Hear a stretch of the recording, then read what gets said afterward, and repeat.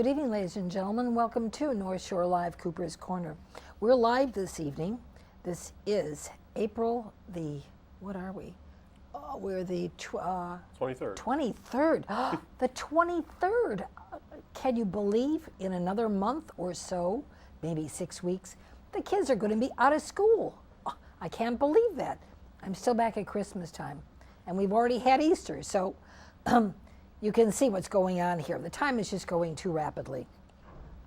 Anyway, I hope that you all had a wonderful day today. The weather was beautiful, a little chilly, but the sun was out. This is good sign. No snow. No snow.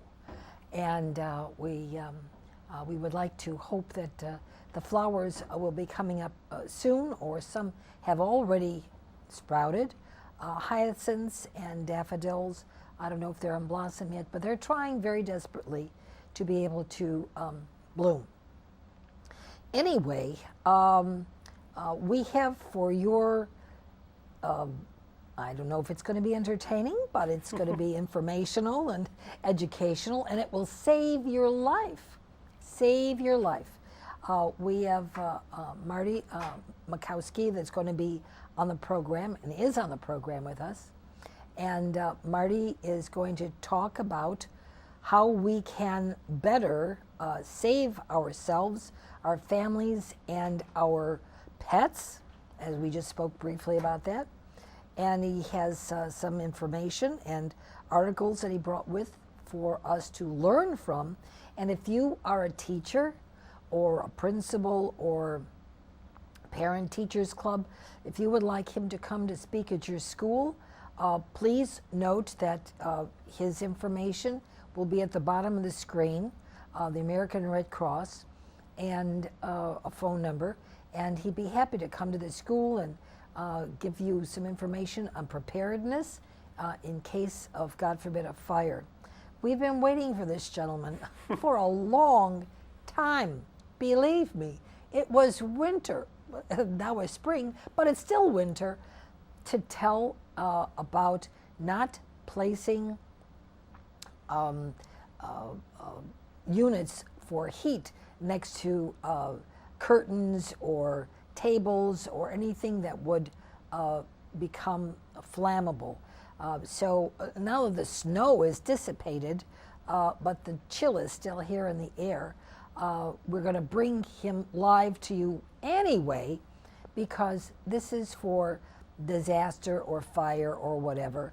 And Marty also is involved with military teaching of the families preparedness for any type of disaster that, God forbid, that should occur.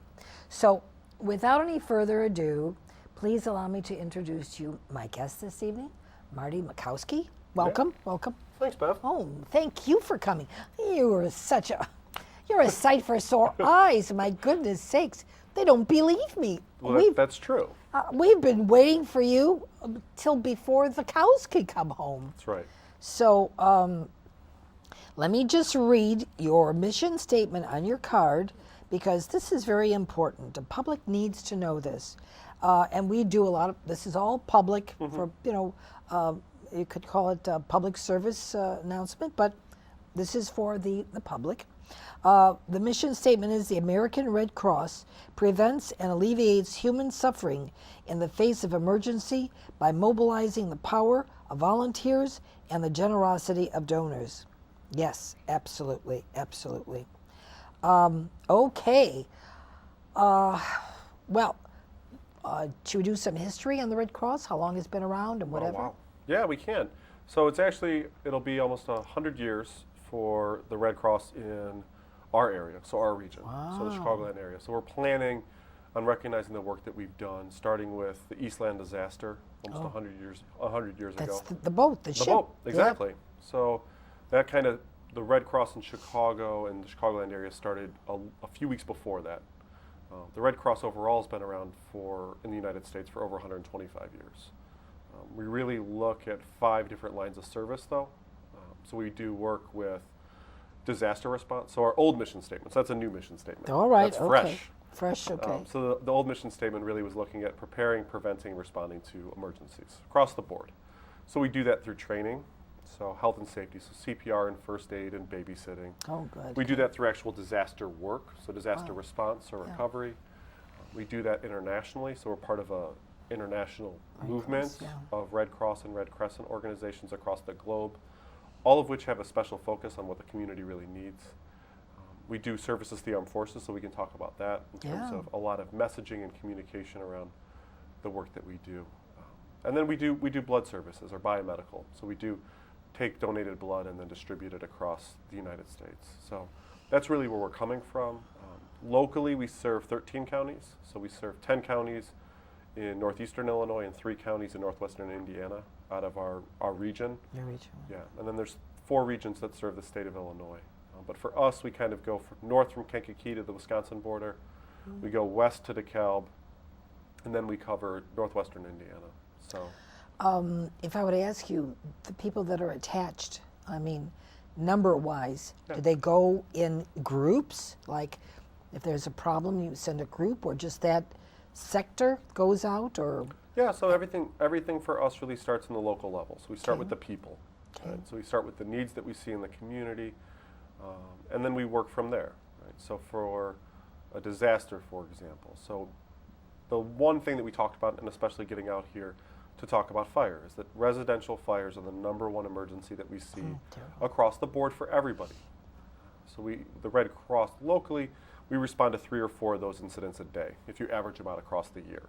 Okay. So Red Cross volunteers hop in a Red Cross vehicle and go to a home or an apartment complex and actually provide services to the individuals impacted by the disaster there. So we start with 2 people there, and then if we need more resources, we continue to add more resources there. Same thing if we were hosting a blood drive. So if at a local high school or community college was hosting a blood drive, we use the amount of resources we can to respond to that. So we look at, for us on the education side, so that's really where I come from, is looking at how do we prepare our communities, primarily our youth and our families, to make sure that they're better off in case of an emergency. So we really look at sending 1 or 2 volunteers or AmeriCorps members or staff into the community to educate on basic skills and resources and tools. And we do the best we can kind of across the state of Illinois, but really focusing on northeastern Illinois. Now, you said military. Yeah. You go on the bases and talk on there, or? Yeah, so we do a lot of communication work, right? So our services to the armed forces programs serve as kind of the conduit or the message, so that if you have a family member who's actively serving abroad or even on base Stateside, okay. stateside, is that the Red Cross is one of the agencies that actually provides the message. So if you are sharing a positive thing, so the birth of a child, but you don't have access to your loved one, the Red Cross kind of is the person who shares that information. Or if it's something that's sad, so the death of a family member, the Red Cross really facilitates that communication between service members and their families. We do a lot of work around bringing people together as well. Yes. And then we do a lot of stuff just getting people familiar with the work that the Red Cross does. So we do a lot of we call it MEPS, so really those presentations to people before they deploy, and getting them comfortable with the communication role the Red Cross plays. So we have Red Cross folks stationed across the world that actually serve to communicate those messages. Now, if they're in foreign countries, do they have a special?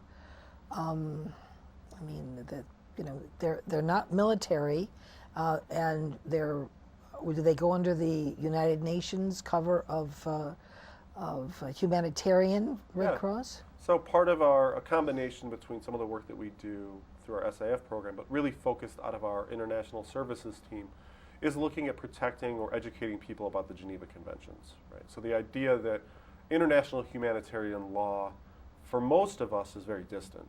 It's very hard to comprehend a lot of the things that were written into the Geneva Conventions, which really govern, warfare or times of peace. Yeah. And so the role of the Red Cross is to help educate people. So we do that in schools through an Exploring Humanitarian Law program. And then we also do that through an international humanitarian law program. And a lot of those are parts of kind of this international movement. So the American Red Cross is one of hundreds, or just over 150 nationwide programs. So the Haitian Red Cross, or the Japanese Red Cross, or the Canadian Red Cross, the Mexican Red Cross, those are all pieces that fit up into two different structures that we have. So we have the International Federation of Red Cross and Red Crescent Societies, and those are the organizations that kind of serve nationally. And then we also have the function that really does a lot of the visits to foreign countries or prisoners of war, so that function where the Red Cross actually serves as a neutral party that goes in and makes sure that people are being treated well, or that the Geneva Conventions are being... I mean, you're going into areas that are strife, war-torn strife area, sometimes uprisings between tribal groups. In Africa, what's going on in the Sudan and wherever, it's heartbreaking. These are human beings, and they're warlords. And how can International Red Cross step in? They're warring, parties here. How do you do this without endangering yourselves and the mission that you're on to protect the victims of a village, so to speak? Yeah. So before I forget, though, so it's the International Federation of Red Cross and Red Crescent, and then there's the International Committee of the Red Cross. I think really what it goes down to for all Red Cross and Red Crescent organizations and volunteers and staff across the world, it really looks at the fundamental principles, right? So the organization itself and the way that we are all orientated to the work is that being neutral is critically important to our work, and being independent, and saying that the Red Cross is there to serve people and make sure that our mission is being upheld through our work. And I think that neutrality piece is really critically important for us, especially when you're looking internationally, so that we have the ability to do that on behalf of the people that are being impacted, whether they're civilian or they're... And so what do? Do you bring food? What aid? Food, water? You can't bring shelter to them, or do you put tents up? What do you do? So I think there's a variety of different things that we've seen recently. So in the past 20 years, the past 2 decades, what we've seen is twice as many weather-related natural disasters. So we've seen an increase in the natural disasters that are weather-related. And so the Red Cross, so the earthquake in Haiti, right, was recent that we saw the Haitian Red Cross really take the lead in looking at how do we serve the needs of the people who were impacted. Right? And so for the Red Cross on that front, and it's the same thing locally, is that we take care of those critical needs initially. And so we want to work to making sure that the basic needs for the individuals impacted by disaster or war are taken care of. So if that's providing shelter. So sheltering is definitely one of the things that the Red Cross, at least in the United States, is known for. So it's one of the things that we do.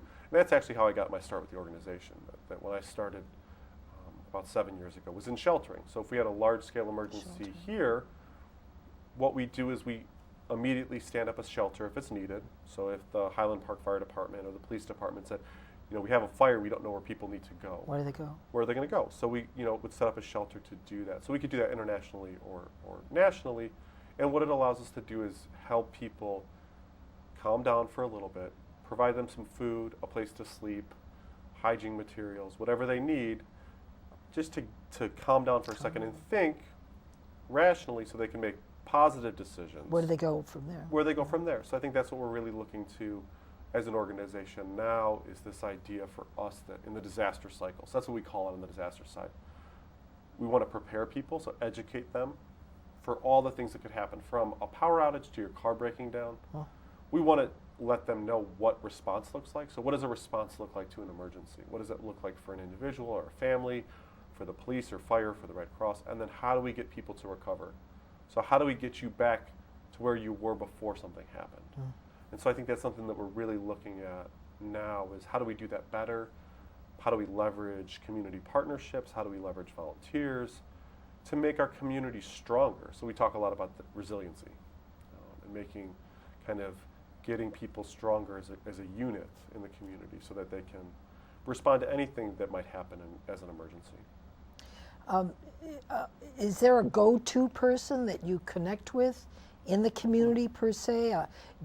Is it the mayor, or is it the fire chief or the police chief, or someone on the city council, or if there is a disaster, who is the go-to, so you're not spread out all over and don't know where to set up your main headquarters? No, so I think really what you're looking at is that for us, we are supporting the work that's already happening in the community, right? Okay. So we're calling upon relationships that we hope to have or hope to build. So generally speaking, most communities, towns, cities have emergency management professionals, or someone who's really their job is to work with the community and all the different functions to plan for an emergency. So they might work with the schools to make sure that they have a plan in case there's a fire at the school. So we look at these emergency management folks, and they could be retired police and fire. They can be people who are trained in emergency management. So typically they're still part of this first responder group, and those individuals typically take the lead.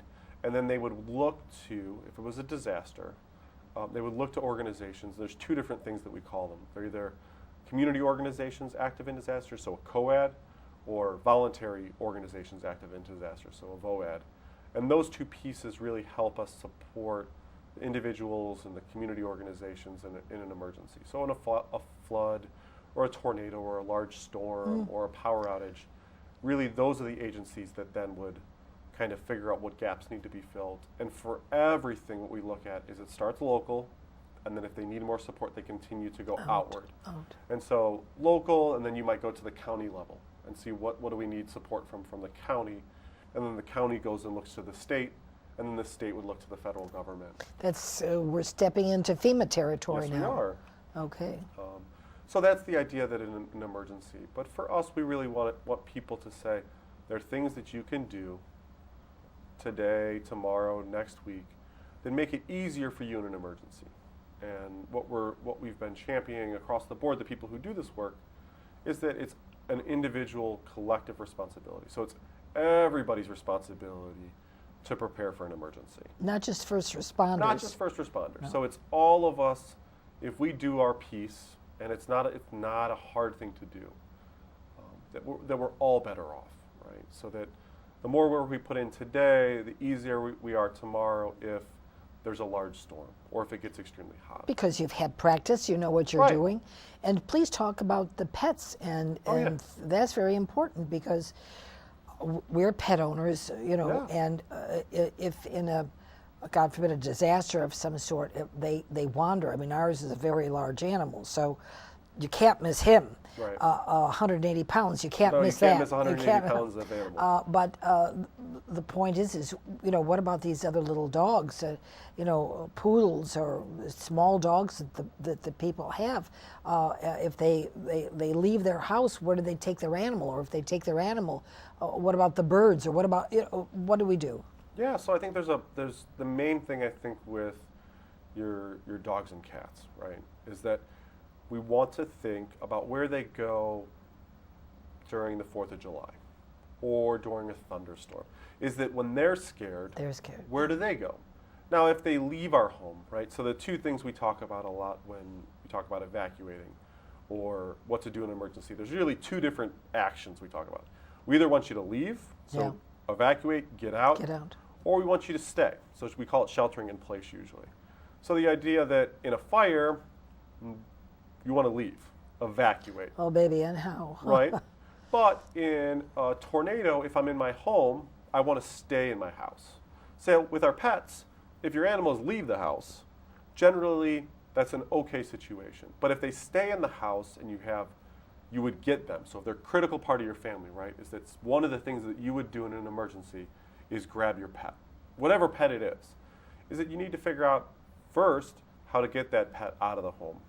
And make sure that you're being safe in those decisions. So we really think and say, okay, if your animal goes and hides under the couch or the bed, or goes into the basement in an emergency situation. We want to make sure we know that and make sure that we're being safe to either get that animal before they go there, or really to make sure that when first responders get to the home, that we let them know, this is where my dog goes in an emergency.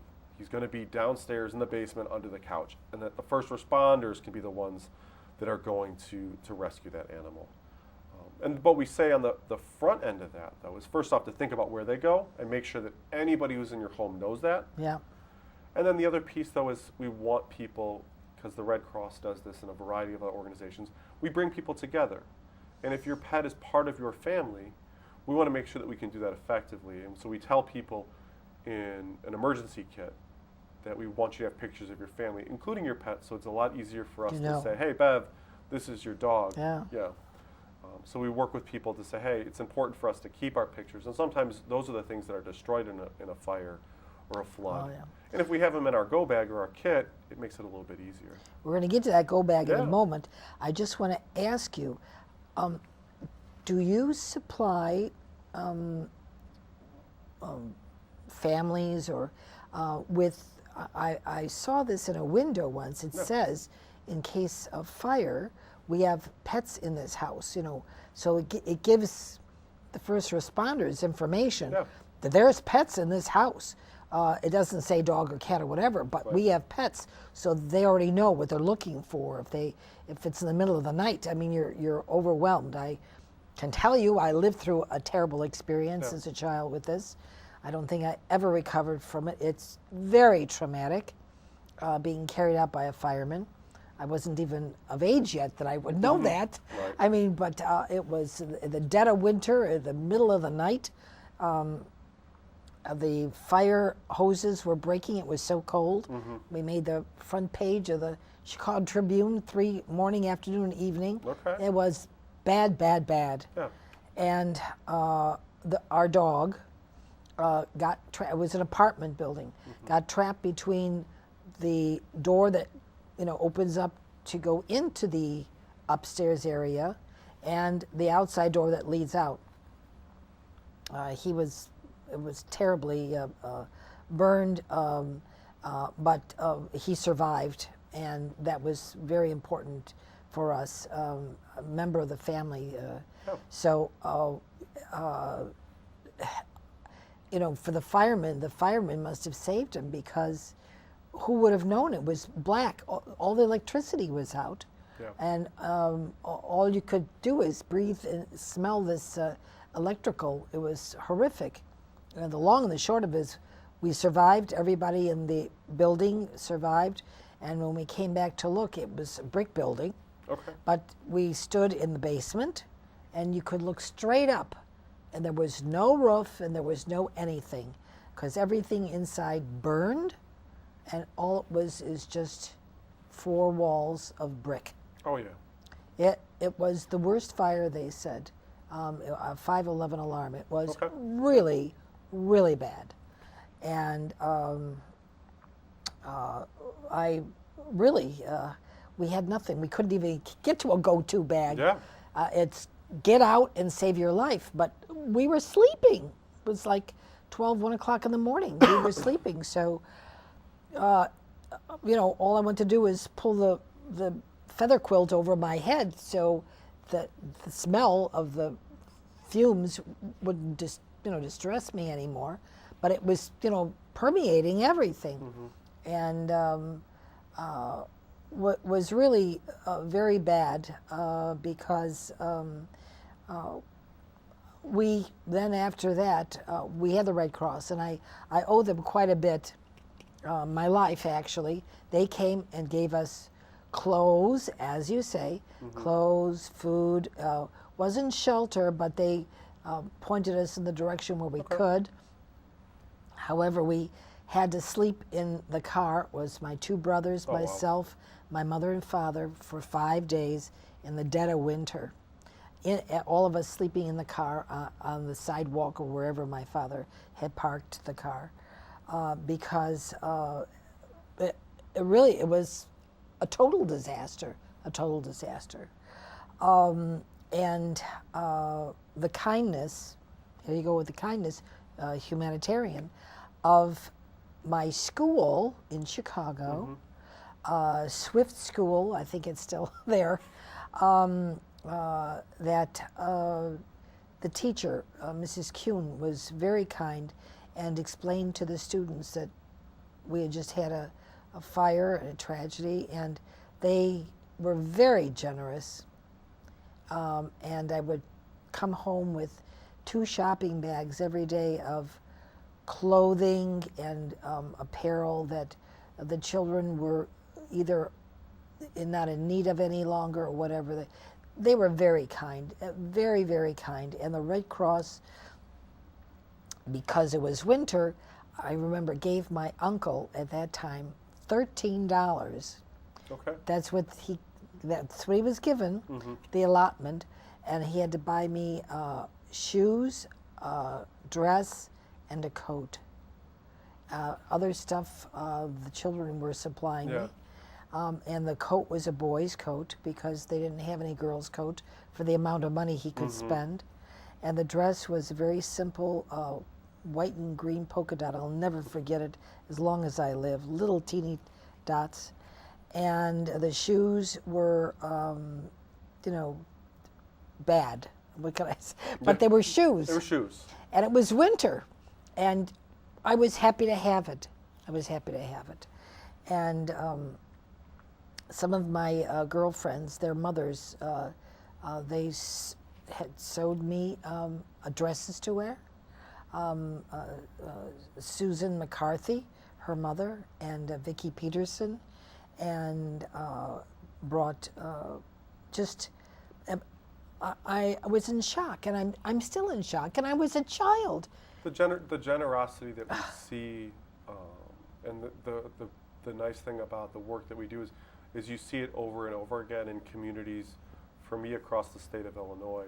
But we see that in emergencies and large-scale disasters is that we have communities and we have support, that when bad things happen, people are there for us. What we want to do as well, though, is make sure that we're all prepared for that as well. So we're trying to prepare each other, but the generosity, and it's the human contact, one-to-one, which is the most, because I think perhaps maybe that's why I do what I do in communications, and to help other people and to help you guys out there for information, is because a kindness was bestowed on me at the age of 8 years of age, in a traumatic experience, a life and death experience, and I now want to extend my hand to others to help them with whatever I can, and having you on the program is a long-awaited delight. Well, thank you, Beth. Thank you. I don't know how to thank you, Marty. I don't know how to thank you. Thank you. And let's do your go-to bag, because this is really important. And I don't know where you say you should hang this or put this, but that, I think, so you can go. We'll talk about that in a second. I think there's Okay. the one piece, though, that you talked about with fires. So fires impact everybody. Ugh. But there's a few things that we can do, and there's things that we can ask the folks out there to do. Is we want you to have a working smoke alarm and a working carbon monoxide They alarm. didn't have that then. What we do now. Yeah. So it's really critically important for everybody to make sure that they have a smoke alarm and also have a carbon monoxide alarm, and that they work. Right? So I think a lot of us say, we'll check them when we move the clocks. Oh, once a year, So, once or twice a year, when we change our clocks, when we spring forward or fall back. But really, I think the best thing for people to do is check them monthly. I'm going to check my smoke and my carbon monoxide the 15th of every month. And then if you forget 1 month, it's only been 2 months since the last time you checked. Okay. So really get people to say, if you don't have one in your home or your apartment, that it's really important, and you can work with the Red Cross or you can work with the local fire department to make sure that you have those, so that as soon as there's the potential for a fire in your home, whether it's at 1 o'clock in the morning, is that people can know. So we're really trying to make sure that people take that one basic step. And that fires happen, we generally see them a larger number in the colder months, but we see fires throughout the year, and it's really, really an important step for people to make sure that they have that and that they work. It was in the basement Yeah. where the washers and dryers were. And they said something about the solenoid, I don't even know, what that in the dryer Yeah. caught fire, friction, something. But it was winter time, and I'm terrified. Every time I hear a fire truck go by, I cannot tell you. I'm panic mode. I'm terrified of the, of that sound, that siren, because that to me is emergency. Right. I can't scream it loud enough. Help, help, help. Yeah. Well, they didn't have the alarm things then. Right. They didn't even have 911. I mean, we're dealing with a can and a string. Right. Hello. But we have better. Now. We have some resources Now, God forbid anybody should need it, but you've got it now. Yeah. Now let's go to your go-to bag. Yeah. So really, the Red Cross is looking for everybody, and along with people who are educating people about disasters, 3 things that we traditionally try to get people to do, and all very simple. The first one is to get a kit. So the one thing I talk to families and kids about is we have diaper bags, we have backpacks, we pack luggage for vacations. Well, what is a kit? Well, what we're trying to say is the first thing is just to have a kit that you can grab in an emergency, whether it's a fire, the power is out, you just need to leave your house because it smells like gas, that you have basic information and supplies that can decrease your level of stress so you can make good decisions in an emergency. So that's the first thing, get a kit. So we're going to look at a kit really quick. The second piece is to make a plan. So that's making sure you know how to contact individuals. And then the third piece is staying informed about the technology that might be out there or all the resources that are available to you across our area. So we'll look at a kit real quick. So this is a sample kit that I bring. And what we're looking at here is, you can see it's really small. We'd like people to have a kit where they are. So if you're at home the majority of the time, you need a kit. If you're at work 40 hours a week or 20 hours a week, want you to have a kit potentially at your desk. And then if you have a car, usually people say that's the one place they have a kit. They might have it in the trunk. They might have a flare or a blanket or a case of water. So the car, people are better prepared for. But we're trying to get people to think about putting something together at home. And you can buy one online. The Red Cross provides them. You can go to Amazon. You can go wherever you go to purchase things. But I think the best thing for people to do is to build it their own. So we want you to build it with things that are important to you, because then you'll recognize where it is, what's expired in the kit, and you have a little bit closer connection to it, right? So basic kit, if you were to pay for it out of pocket, around $50.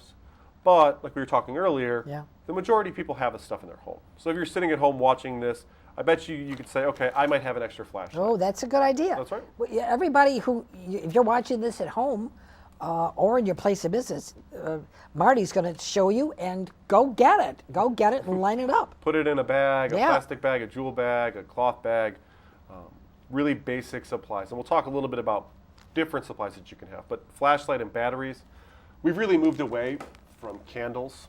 You know, that they're a potential fire hazard, requires you to have matches or a lighter in your bag. So really, flashlights, glow sticks, extra sets of batteries, something that we really look for. This is fun for the kids. So this is just one way to package water. So in an emergency situation, we typically say 1 gallon of water per person per day. And we really want people to think about 3 days.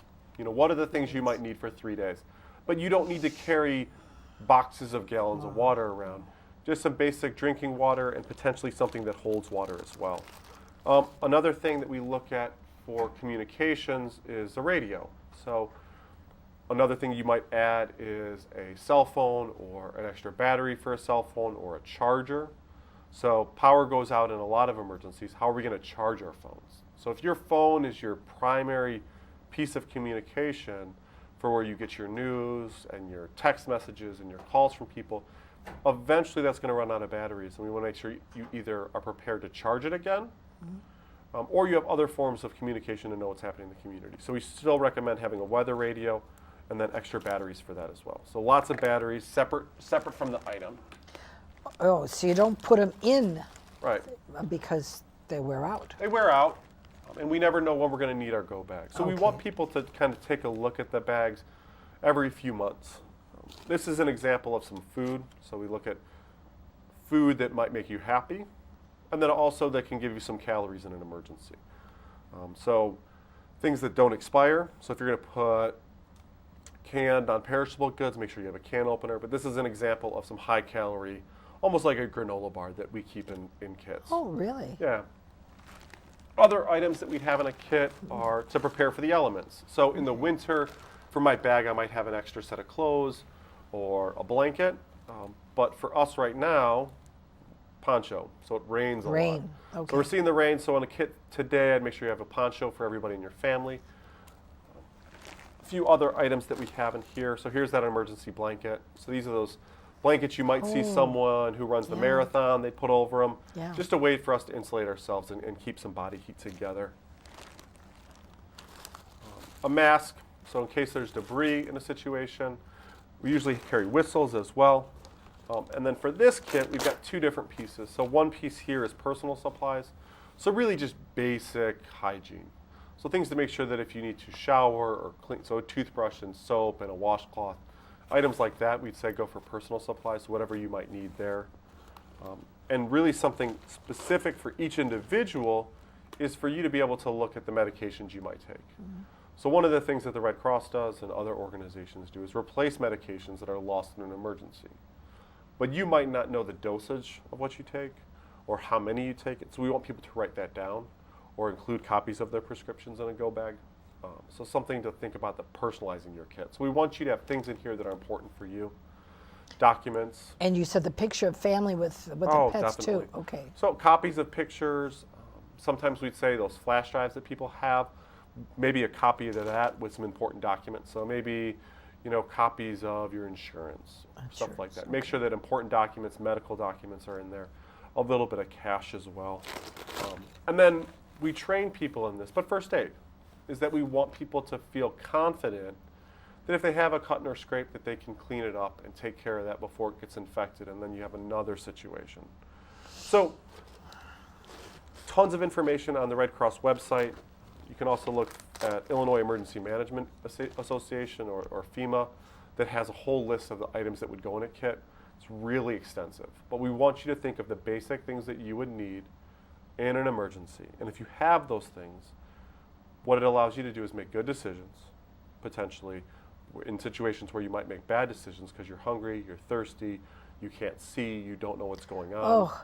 So we want you to think about Smoke just is basic blinding, supplies that help you when you get out of an emergency situation, or in a tornado where we're waiting for the storm to pass. So we're looking at making sure that people feel confident to take some items, set them aside, keep them in a place that's accessible. Right? So we don't want this in a closet in a basement, something that you can grab when you're leaving so that you're not running around.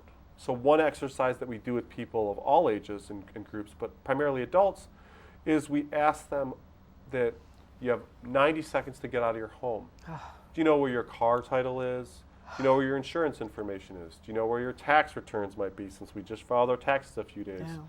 Do you know where maybe retirement information is? Do you know where your bank account information, your Social Security card, all of that stuff that some of us have spread out in different file cabinets and drawers, is that's the stuff that really would prevent you from getting back to work because you're replacing all that information. So we want people to think about the documents that are important for them, and then really the basic needs of, I need some water, I'm going to need some food, I'm going to need my medication, I'm going to need to be able to take care of my family or myself in an emergency for a day, 2 days, maybe 3 days if it was a serious situation. People are panic struck though.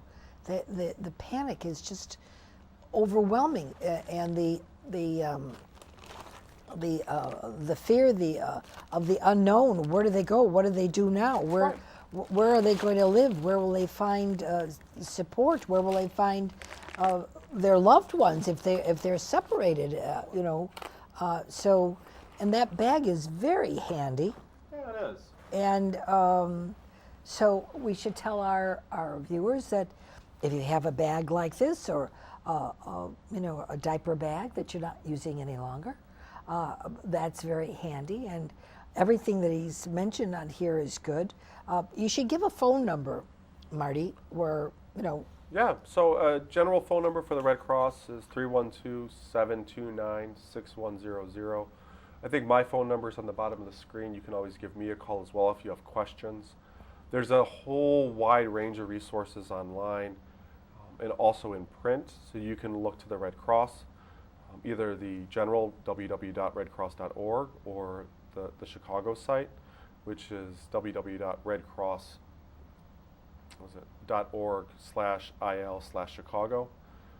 But what we want you to do is so get a kit. So start a kit. If you don't have a kit already, start a kit. And like I said, you should have one for home. You should have one from work. Have one in your car. The second piece, though, really is get a kit. Not that hard. You should have some of the stuff around and start it today. Start it today. Start it today. Get it started. Engage the people in your household around it, and that everybody can have a little one. So we can talk a little bit about some of the work that we do with youth around a project that we have going with Disney called the Pillowcase Project. So really Show it. You can do it. Go ahead. Yeah. Really working with our 3rd, 4th, and 5th graders to engage them in looking at the science behind disasters. So we have some stuff there. So I'll show that really quick. So this is for our adults and our families. And then what we've started to do just recently as a pilot program is what we have is a pillowcase. So there you go. He'll get there. It is. So this pillowcase project, and you'll see the wording around it really is just listing different items that we talked about in our Red Cross kit right there. Pens, paper. Right. Change of clothes, blankets, toys for your kids. Soap, first aid. Yeah. Okay. Toothbrush, toothpaste, and then pictures. Yeah, and so what we use this for is this is actually part of the kids' draw in the center here and all over about either a symbol of strength, so something that makes them feel strong in times when they might be scared. They can draw a design, they can draw their family. So what they do is they actually take this and create a kit out of a pillowcase. And so what we saw this really came out from Hurricane Katrina, where we saw the university students, so the college students that were impacted in New Orleans and along the Gulf Coast, is that they were taking items from their dorm rooms in pillowcases. See. And so what we've done is created a program that allows kids to feel empowered to look at disasters and why they happen. Right. So we use what we call this is just a hazard map. And what it does is show some of the hazards that impact different parts of our country.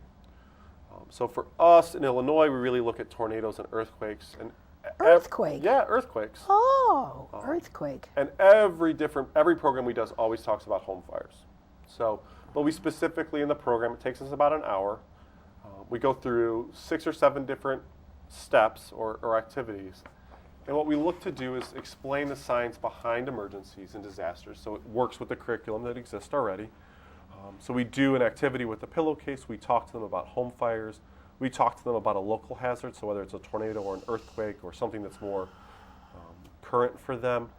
And then we also, this is the first time that we've really done this collectively as an organization, is we work with them on 2 different kind of coping skills. So we either do a symbol of strength, so we get the youth to talk about what makes them feel strong in an emergency, and we go through a short segment on that, or both, depending on how much time we have. We do a breathing exercise where we actually get the students to start engaging in relaxation techniques around disasters or emergencies.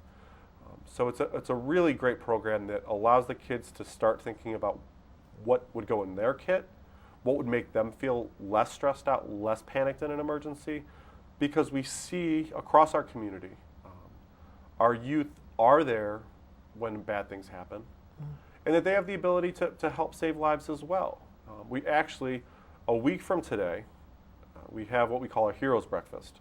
So it's a fundraising event where we recognize 13 different heroes from across our jurisdiction. Wow. So we take 13 different people and we recognize them for something heroic they did. And we always have youth that are there when, a family member or a parent falls ill, and they have the knowledge or the confidence to call 911 or get assistance. So we're really trying to work with our youth Terrific. to get them to say, hey, emergencies happen, and what we want to do is act with the best information and as confidently as possible to make sure that we decrease the risk or decrease the potential that something really bad can happen. So we're really excited about the Pillowcase Project. We've been doing it since March in just about 60 Red Cross, we call them chapters, so 60 Red Cross organizations across the country have started using this program in 3rd, 4th, and 5th grade classrooms. That's great. Yeah, and That's so great.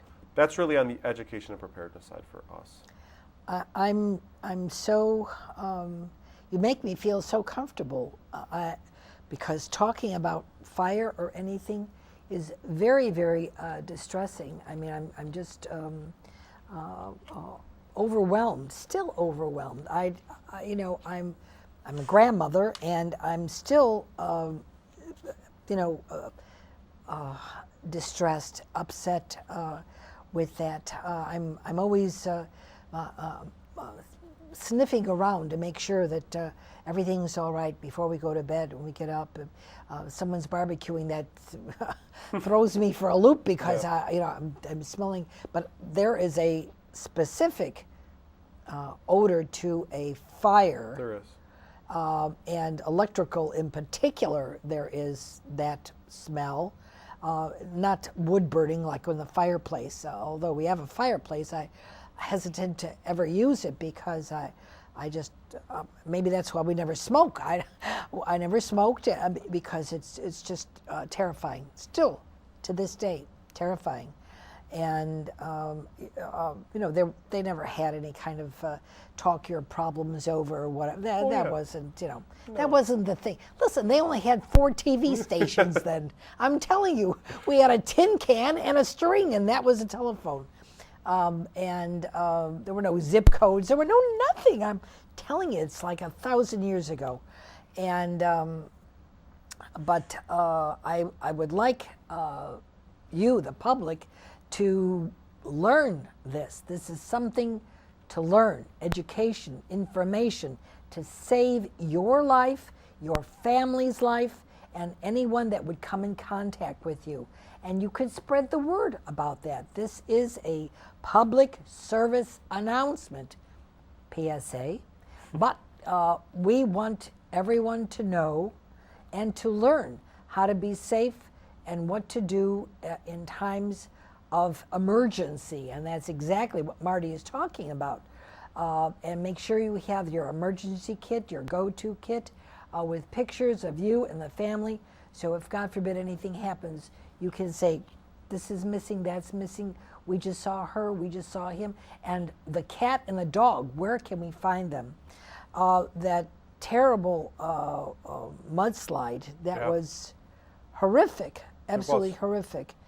They were digging horses out. I mean, they were alive, thank God for that, but digging them out of the mud. They were digging animals out of the, they didn't even know where to go, what to do. I mean, and people, the lives that were lost. The Red Cross was there. Mm-hmm. And yeah, so no one can say that bad things aren't going to happen, right? So I think we see a lot more of it. We feel a lot more of it because of the news, right? Yeah. So that we hear about it day in and day out, yet we still feel a little bit distanced from it sometimes. Because unless they have been touched by that dreadful experience, right, no one really can imagine, You don't know what hot is unless you touch hot. You don't know what cold is unless you're shivering.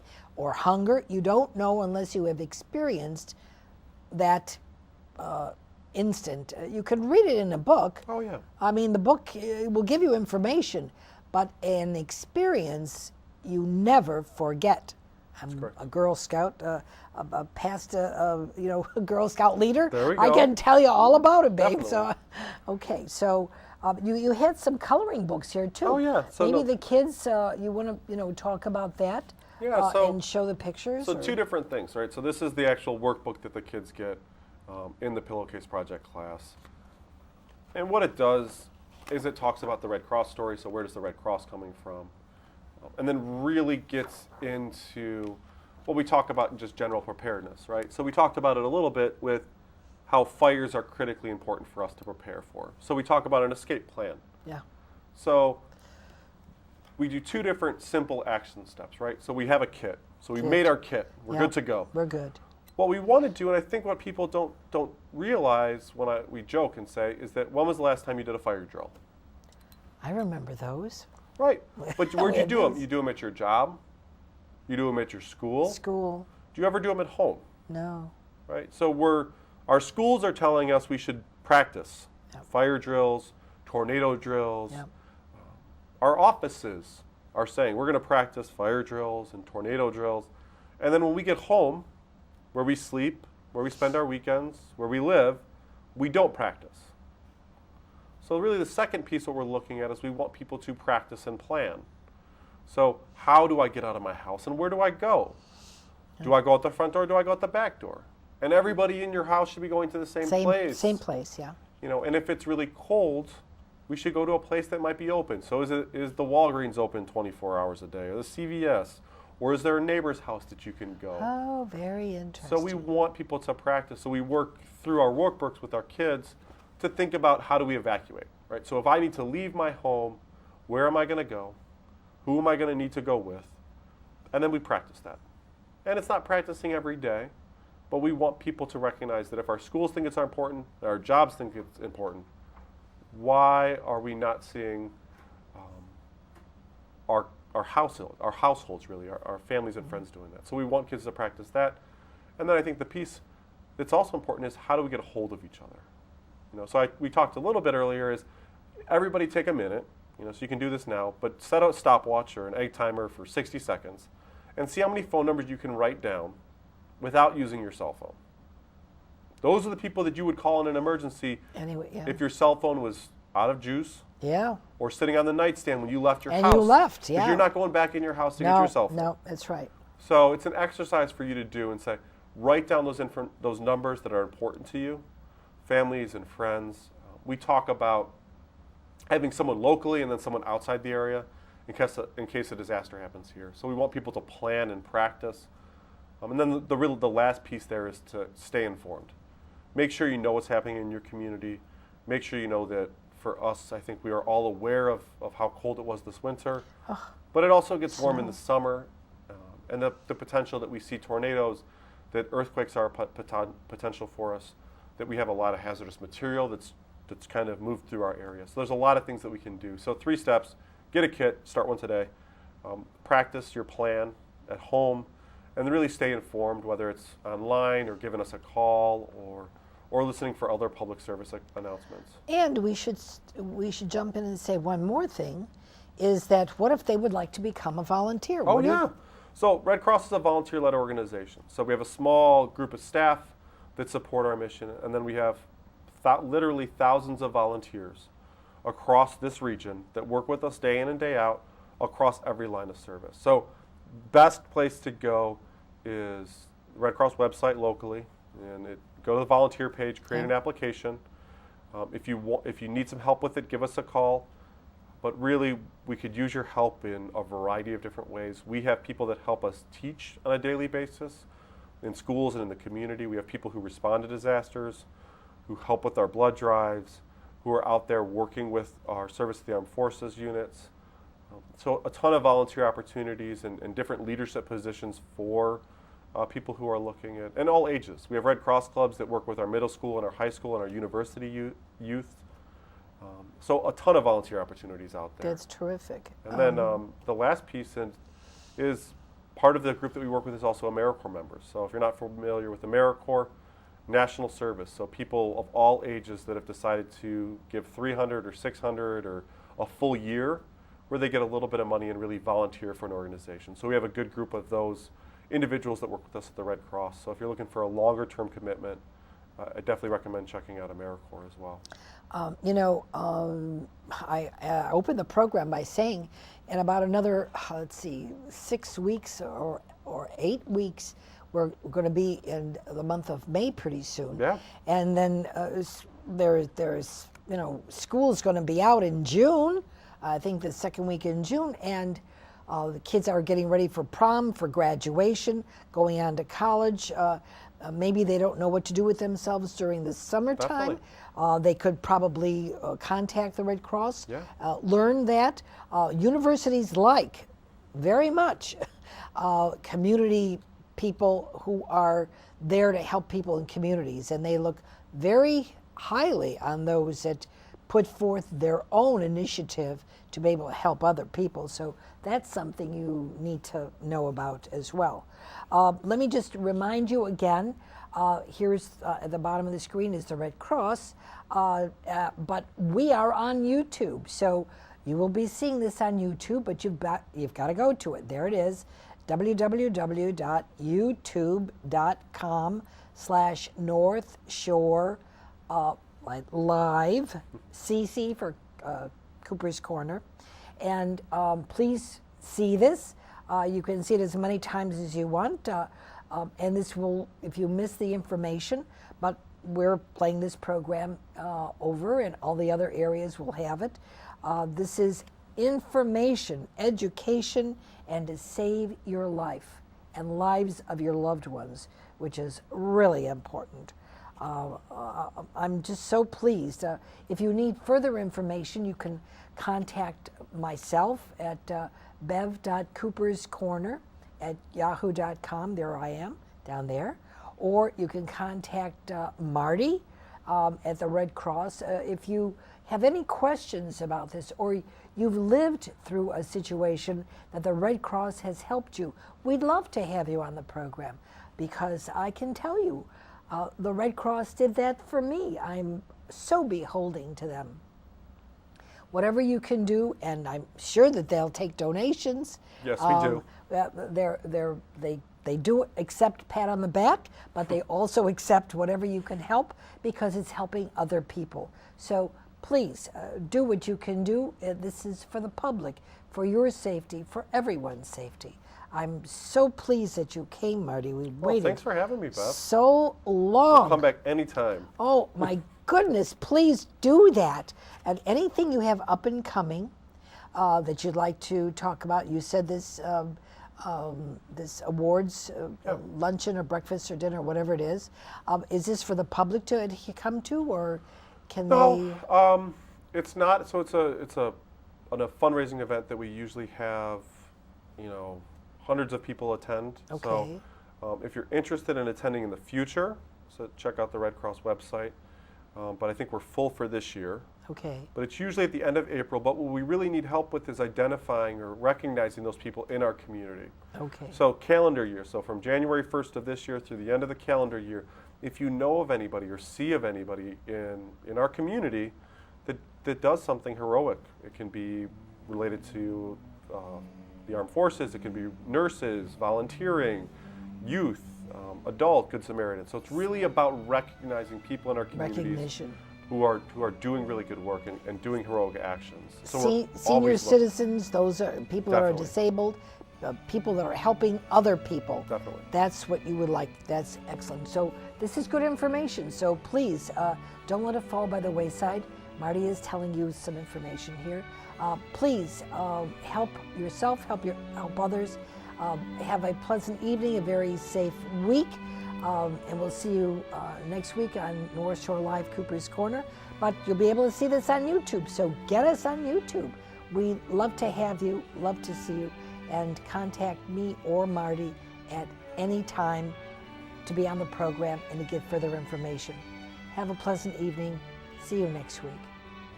Thank you.